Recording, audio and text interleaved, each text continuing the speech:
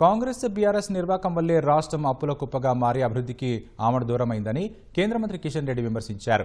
రెండు పార్టీలు విఫలమయ్యాయని, వారి వైఫల్యాలను ప్రజల్లోకి బలంగా తీసుకెళ్లాలని పార్టీ కార్యకర్తలు, నాయకులకు సూచించారు. హైదరాబాద్ నాంపల్లిలోని బీజేపీ రాష్ట్ర కార్యాలయంలో పార్టీ అధ్యక్షుడు కిషన్ రెడ్డి అధ్యక్షతన ప్రజా ప్రతినిధుల సమావేశమయ్యారు. రాష్ట్ర ఇన్ఛార్జీలు సునీల్ బన్సల్, అభయ్ పాటిల్తో పాటు ఎంపీలు, ఎమ్మెల్యేలు, ఎమ్మెల్సీలు పాల్గొన్నారు. స్థానిక సంస్థల ఎన్నికలు, తాజా రాజకీయ పరిస్థితులు, భవిష్యత్తు కార్యాచరణపై చర్చించారు. ప్రత్యామ్నాయ రాజకీయ శక్తి ఎదగాలని కిషన్ రెడ్డి ఆకాంక్షించారు. ఆ కోవలోనే రాష్ట్రానికి కేంద్ర ప్రభుత్వం చేస్తున్న ఆర్థిక సాయం, అమలు చేస్తున్న ఇతర పథకాలను ప్రజల్లోకి విస్తృతంగా తీసుకెళ్లాలని దిశానిర్దేశం చేశారు.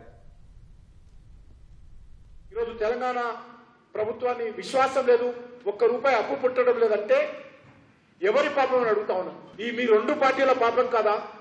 అనేక సంవత్సరాలు పరిపాలించినటువంటి కాంగ్రెస్ పార్టీ, ఆ తర్వాత వచ్చినటువంటి 10 సంవత్సరాల బీఆర్ఎస్ పార్టీ, ఇప్పుడు సంవత్సరాలుగా పనిచేస్తున్నటువంటి కాంగ్రెస్ పార్టీ యొక్క మీ పాపాల కారణంగానే, మీ యొక్క అవినీతి కారణంగానే, మీ అక్రమాల కారణంగానే ఈరోజు తెలంగాణ రాష్ట్రము అప్పుల పాలై మార్కెట్లో ఒక రూపాయి పుట్టనటువంటి పరిస్థితి, కనీస అభివృద్ధి కార్యక్రమాలు మరి నిర్వహించలేనటువంటి పరిస్థితి ఈ రాష్ట్రంలో ఉంది. కాబట్టి ఖచ్చితంగా తెలంగాణ ప్రజలను సంఘటితం చేసి తెలంగాణ ప్రజల ఆకాంక్షలకు అనుగుణంగా ఈరోజు ప్రతి భారతీయ జనతా పార్టీ కార్యకర్త ముందుకెళ్లాల్సినటువంటి అవసరం ఉంది. ప్రజలకు ధైర్యం కల్పించి, ప్రజల మద్దతు కూడగట్టి ఖచ్చితంగా ప్రత్యామ్నాయ శక్తిగా మనం ఎదగాలి. దానికోసం మనం అందరం ప్రయత్నించాలి. అందుకోసమే రానున్న రోజుల్లో అనేక కార్యక్రమాలు మండల్ లెవెల్లో వర్క్ షాప్స్ నిర్వహించుకోవాలి, శిక్షణ తరగతులు ఏర్పాటు చేసుకోవాలి, కొత్త నాయకత్వం రావాలి. ఖచ్చితంగా మరి తెలంగాణ ప్రజల కోసం మనం అనేక రకాల ఉద్యమాలకు మనం వెనకాడవలసిన అవసరం లేదు. ఈ తెలంగాణ అభివృద్ధి కోసం కేంద్ర ప్రభుత్వం అంకిత భావంతో ప్రయత్నం చేస్తాం.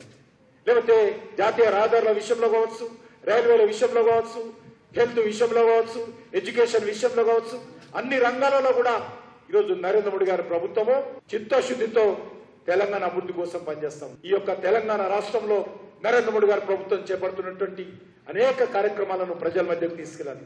ఈరోజు పేదవాడికి ఇస్తున్నటువంటి 5 కేజీల బియ్యం కావచ్చు, గ్రామ పంచాయతీలకు ఆర్థిక సహకారం కావచ్చు, రైతు కూలీలకు మనిరేగా ఉపాధి కార్యక్రమాలు కావచ్చు, ఈ రకంగా తెలంగాణ రాష్ట్రంలో ఏకకాలంలో 40 రైల్వే స్టేషన్లు అభివృద్ధి చేసినటువంటి ముఖమాన్ని అడుగుతా ఉన్నాను.